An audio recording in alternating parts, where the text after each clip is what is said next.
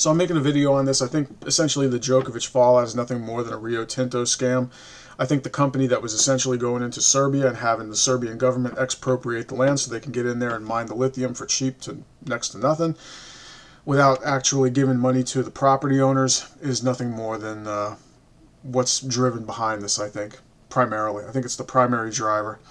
So in this thing I have a bunch of clips. I'm not really going to comment on them individually. But that's what I think it is. I think it's nothing more than a political hustle, a political scam, and they're just retaliating against this guy because they stood up to these companies. And that's it, right? The Nadamo Yadar campaign in Serbia that was going on, meaning they don't give Yadar, that's it. Meaning they're not giving the city up. That's what a lot of protesters were talking about.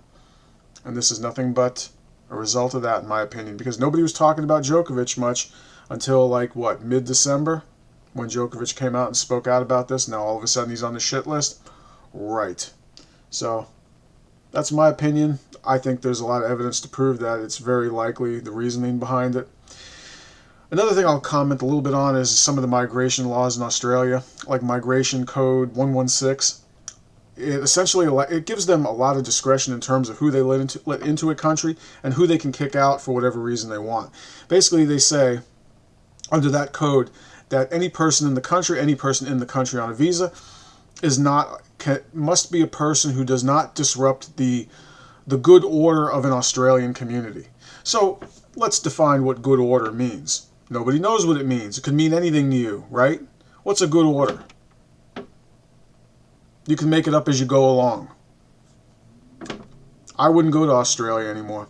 I had in the past highly regarded Australia so much that I wanted to go to college there. I would never move there. Never move there in my life anymore. Not with these kinds of laws on the books.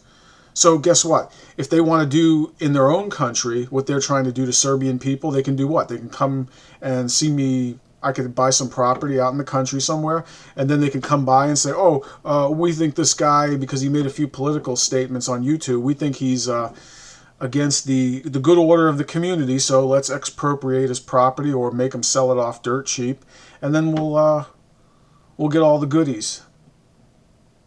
No way. I wouldn't willingly walk into a circumstance like that.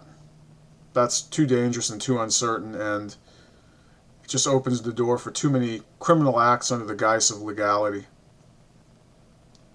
Anyways, that's my video. It's all bullshit. Djokovic is a hero. McEnroe's a stud.